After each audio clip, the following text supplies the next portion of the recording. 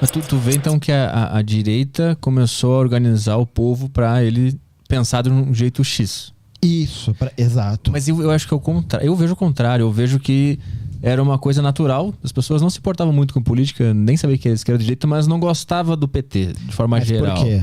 Porque existia propaganda antipetista, pois é, né? tem isso. Mas também tu concorda que tava ruim o negócio, a gente conversou antes, né? Que sim, tinha um problema, claro. Então não foi algo natural do brasileiro sentir. E aí, porque eu acho que é o contrário, acho que o brasileiro sentiu, começou a sair para as ruas, e aí a direita começou, o pessoal também tá sentindo o que eu tô sentindo, então vamos juntar. Sim. Eu só acho que é o contrário, a dinâmica do que tu falou. Para pra pensar assim, né? Existiu esse sentimento, e você tem razão nisso, né? Tanto que a galera que vota no Bolsonaro porque o Bolsonaro promete mudar isso daí. Sim, exato. Né? É um discurso de certa radicalidade. E de pelo menos não é o PT. Tinha muito disso também. Dessa ideia. Só que por que as pessoas pensavam no não PT, né? Porque elas nasceram com essa ideia? Os bebês nascem com um selo? Mas não foi todo mundo começou a perceber que estava ruim, que estava estranho? Mas perceber como? Porque as pessoas, elas se informavam por onde? Sim, Globo, mídia, internet, entendeu? E aí, tanto que eu acho que onde a Globo se fudeu nessa história toda foi que ela foi anti-PT. Durante todo o seu desenvolvimento, né? Durante todos os governos do PT, ela fez questão de salientar isso o tempo todo, sem falar isso declaradamente, né? Sem dar uma abertura para isso. Mas você cria imagens que mostram isso, né?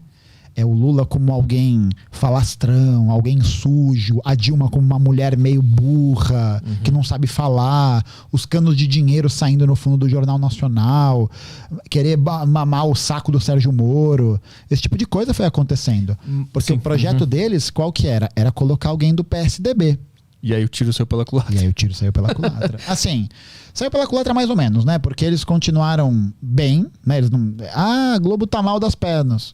Não, mas agora eles estão tentando tirar o bolso, né? Isso, por quê? Porque o Bolsonaro bate na Globo. Isso, porque ele bate, mas aí ele bate na Globo por motivos diferentes do que nós comunistas batemos. São coisas diferentes, porque o Bolsonaro vai fortalecer outros grupos de mídia, do evangelistão. Sim. Entendeu? Então eu acho que sim, existia uma indignação criada pela situação em que o capitalismo brasileiro se encontrou naquele momento. Por uma crise estrutural, por uma crise global, sabe? É isso, pelas condições que o capitalismo se desenvolveu no Brasil. No Brasil. E aí as pessoas insatisfeitas com esse chip, entre aspas, tá, gente? Esse chip ideológico implementado nelas, vão se levantar contra. Lembra que os nazistas pegavam e vão culpabilizar um grupo por toda a crise, por todo o problema? É a mesma coisa. Lembra? A gente tira o PT e tá tudo resolvido. Eu acho complicado comparar tudo com o nazismo. Não, tudo porque bem. Fica muito fácil bater nesse lado. Tipo, você tá falando tipo os nazistas. Eu acho que é um pouco exagerado. Não, tudo bem. Foi um exagero, mas só porque a gente tinha falado disso antes, né? Sim. Porque e lembrar, né, que se o fascismo ele é essa radicalização ideológica, né, da sociedade capitalista, da sociedade conservadora capitalista, então ele se usa desses métodos ideológicos também. Né? Ele vai se utilizar. E aí é claro, né?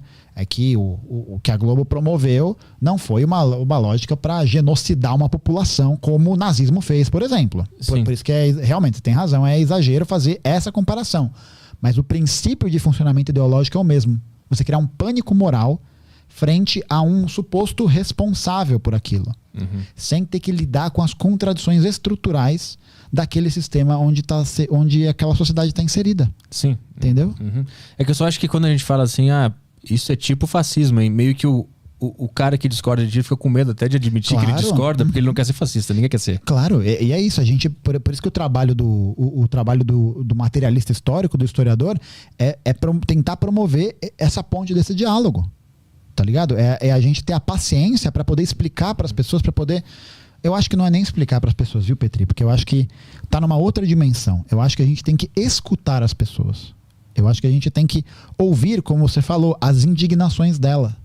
A gente tem que ouvir e a gente, a partir dessa escuta, mostrar aonde que estão essas contradições, aonde que estão esses furos, aonde que estão esses problemas, para a gente não partir para uma análise simplificada da realidade, que é essa. Tiramos o PT, acabou o problema. Sim. Fazemos a reforma trabalhista, geraremos empregos.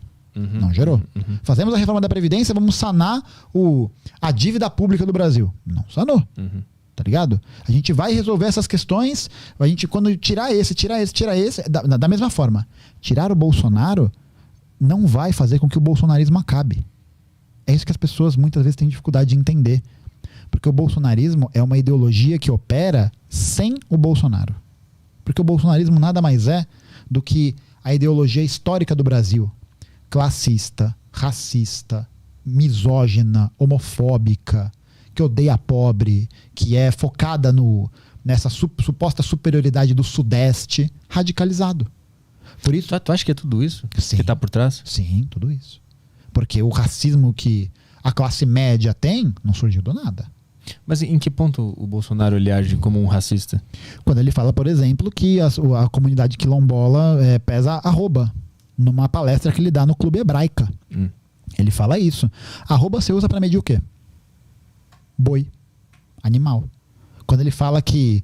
Quando a Preta Gil indaga ele no programa do Super Pop, que fala, se o seu filho casasse com uma negra, o que você diria? E aí ele fala alguma coisa do tipo, não, isso não aconteceria porque meu filho foi muito bem educado. Eu lembro disso, foi no CQC. No CQC. O que é isso? Mas a pergunta foi sobre gay, o que deixa a resposta continua sendo uma bosta, mas foi sobre gay. É isso. É verdade, é sobre isso. Entendeu? Dele virar e falar, eu tive 3 filhos e uma foi uma fraquejada. Ou ele constantemente se referir a esses elementos nessa perspectiva. E é por isso que a classe média ama o Bolsonaro. Porque o Bolsonaro é um homem medíocre. Ele é um homem medíocre porque ele é médio. Tipo, ele é um tiozão do pavê. Sim. Mas isso acaba caindo em alguma política pública dele? Cai quando a gente vê, por exemplo, num reforço do processo de desfinanciamento do Estado. Tipo, isso aparece, porque quem que não vai ter mais acesso às políticas públicas que são realizadas pelo Brasil nesse desfinanciamento? As pessoas mais pobres. E de qualquer forma, né? Mesmo que isso não reverberasse numa política pública, a pessoa é um chefe de Estado que fala abertamente sobre essas coisas. Você acha que ele não influencia as pessoas a fazerem merda? As pessoas se sentem corroboradas pelo que ele fala, se sentem legitimadas quando ele fala para fuzilar a petralhada. Elas se sentem empoderadas para fazer isso, tá ligado? Sim. Por quê? Porque é um processo ideológico, porque as pessoas têm esse cerne histórico, né, de formação racista, misógina, etc. Porque o Brasil foi o último país do mundo a abolir a escravidão. Foi o país que mais veio escravizados no mundo. Foram 6 milhões de africanos para cá, de 12 milhões. Metade veio para o Brasil. É o país que vai permitir com que o divórcio seja legalizado em 1977. Que o analfabeto possa votar em 1988. Que o ensino médio seja obrigatório, público e gratuito para todo mundo em 1997. É uma nação que nasce sobre essa perspectiva de uma dominação feroz, de uma classe dominante ferozíssima. E por isso que quem que tá do lado do Bolsonaro? Ou foi do lado dele, né? Quando era conveniente. Sim, Empresário, latifundiário, grupos midiáticos ultraconservadores, essa galera que flerta mesmo, né? Nunca teve tanta atividade de célula neonazista no Brasil como tem hoje. Nunca teve. Por quê? Porque os caras saíram do armário. Porque tem alguém que está legitimando esse discurso. E aí é ledo engano quem acha que derrotar Bolsonaro em outubro nas eleições é a solução de todos os problemas. Numa perspectiva de curto prazo, o ideal a se fazer, né? É tirar o fascista do poder. Porque se mais 4 anos de governo Bolsonaro, o Brasil não aguenta. Não aguenta. Vai morrer mais gente de fome. É só a gente ver qual que é a política de alimentação de soberania que foi criada pelo governo. Qual que foi? Nenhuma. Qual que foi a política econômica que o Bolsonaro tentou criar para poder garantir que as pessoas na pandemia não morressem de fome? O projeto dele, do Paulo Guedes, era de dar R$200 de auxílio emergencial. O que você faz com R$200? E aquele papo dos 600 mil? Então, o auxílio que ele vai expandir o Auxílio Brasil de R$600 até o final do ano, sabe até quando isso vai? Até dezembro. Acabou o ano 2022, acabou o Auxílio Brasil. O que é isso? Oportunismo. Tá tentando ganhar voto. É isso. Tá tentando ganhar voto nesses elementos para se fortalecer. E agora ele não pode mais tomar uma facada, né?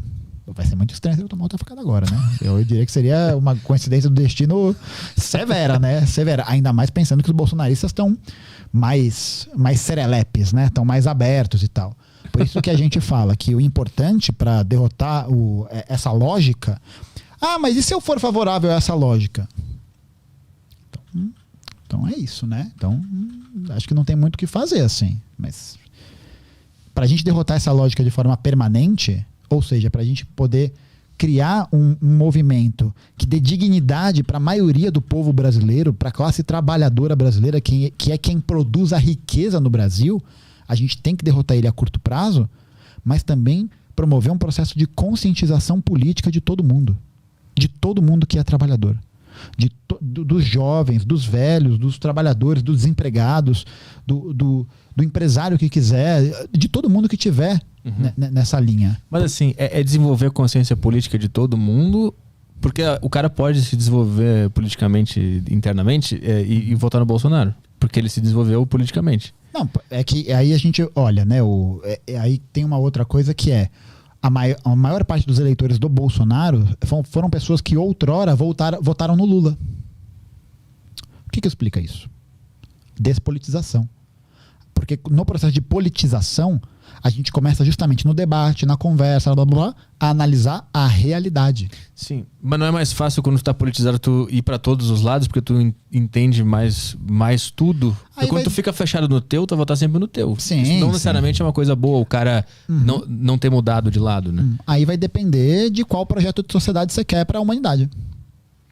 Sim. Entendeu? Porque os fascistas não querem esse projeto. O fascismo não quer esse projeto de uma humanidade emancipada, de ver uma pessoa negra ocupando, tendo uma vida digna, não sendo escravizada, de ver uma mulher que tenha independência, autonomia sobre o próprio corpo e que não precisa servir a família, que quer ver um homossexual na rua. Tu acha que é muita gente que pensa assim? O Brasil é o país que mais mata trans e travesti no mundo. O que mais tem assassinato da comunidade LGBT. É o que mais tem. Sim, mas não é porque é um país que se mata de forma geral, tem homicídio pra cacete aqui? Então, e aí é mais um problema estrutural. Sim. É mais um problema não porque a gente... Tem uma galera que fala isso, né? Que é um país quente, né? Aí as pessoas resolvem se matar porque elas passam calor, né? Não, porra. Mas tem gente que fala isso mesmo, juro por Deus. Para. Juro por Deus. Tem vários sociólogos, não na atualidade, mas tiveram sociólogos brasileiros nos anos 60 que falavam isso, que a questão da violência brasileira estava ligada ao clima. Porque o clima, uma galera mais esquentada. É sério, é papo sério, é real. E nos países que é muito frio tem menos homicídio? Aparentemente... Acho que sim, Suécia, Finlândia. O cara tava certo. Exatamente. Mas, tipo, a gente pega para analisar toda a base da sociologia brasileira. Conde Gobineau, Nina de Oliveira, Nina Rodrigues, Oliveira Viana, que são os pilares da construção da sociologia no Brasil, todos eram eugenistas. Todos tinham essa perspectiva de que Oliveira Viana, por exemplo, ele vai defender a criação de estatutos legais diferentes para brancos e para negros. Por quê? Porque o negro é um povo diferente. É um apartheid, praticamente. É um apartheid, sim. Como existiu nos Estados Unidos. O que era a lei de segregação racial, né? As Jim Crow Laws, se não o apartheid dos Estados Unidos. Sim. A mesma coisa. Tá ligado? E aí o que a gente vislumbra é, beleza, a pessoa pode ser contrária a um projeto de emancipação. Pode ser. Mas se a grande maioria é trabalhador, se a grande maioria está sendo fodida, você não tem o que perder. Tipo, isso é pra você, jovem. Entendeu? Pra você aí desempregado, que tá fudido, que ficou desempregado, que perdeu seu poder de compra, que tá apertado pra fechar a conta, que tá precisando fazer freelancer, trabalho de aplicativo, fazer PJ pra ganhar um salário mínimo pra não ganhar nada. É você aí, pequeno empresário, que não ganha subsídio do Estado pra poder desenvolver seu mercadinho, seu comércio. É isso, você é um trabalhador. Paga imposto pra caralho. Paga imposto pra caralho, enquanto o agronegócio não paga imposto para exportar soja. Porque tem uma lei chamada Lei Candir que não existe tributação sobre a soja que é exportada para o estrangeiro. E aí essa tributação que não é paga ao Estado, o governo federal tem que pagar para o Estado, tem que ressarcir o Estado. Sabe onde existe um sistema parecido com isso? Na República Velha. Na República Velha vai ter o desenvolvimento daquela política que não é a política dos governadores, agora não é do encilhamento, agora eu esqueci qual que é o nome da política, mas é Convênio de Taubaté. Convênio de Taubaté é um convênio que dizia que todo o excedente produtivo das lavouras de café no Brasil teriam que ser compradas pelo governo federal para poder ressarcir os estados que produzissem mais. O objetivo deles qual que era? Era tentar controlar o volume de excedente produtivo de café no Brasil para valorização desse produto como commodity no estrangeiro. O que aconteceu? Os caras continuaram produzindo. Sabe por quê? Porque foda-se. Porque dá dinheiro. Foda-se. Vou ganhar em dólar. Foda-se. É isso. Foda-se. Ah, mas o Estado vai ficar endividado. Vai. É isso. E a gente vai criar mais lobby para poder garantir que essa lucratividade aumente. A gente vai passar mais agrotóxico. A gente vai aumentar a fronteira agrícola. A gente vai desapropriar a terra indígena. A gente vai matar a liderança da terra. Vai. Vai matar tudo. Porque a lógica do lucro é essa, né, Petri? É uma lógica até nisso, né? Quando a gente fala que o liberal acha que dá para criar riqueza infinita. Não tem como, porque a gente vive num planeta finito. Não vai ter recurso para sempre. Só que por que vai faltar recurso? Porque a lógica produtiva é uma lógica de consumo do recurso, que é uma lógica predatória. É uma lógica predatória. A gente olha o que aconteceu em Mariana, com a Vale do Rio Doce. Lembra disso? Brumadinho. Por que estourou a barragem? Porque não tinha fiscalização. Sabe por quê? Porque foda-se. Se morrer gente em Mariana, Brumadinho, foda-se, é pobre, é periférico, é preto, foda-se. Não interessa, sabe? Não interessa esse tipo de consequência. Porque não vai acontecer nada. Vamos até o limite da exploração. Os caras querem colonizar Marte, Petri, antes de repensar o sistema econômico. O cara quer bombardear antes, né? Pra soltar os gases. Exatamente. O cara quer fazer isso. Na cabeça do peito de pombo Elon Musk, isso é mais aceitável do que repensar a estrutura. Olha que doideira, parça!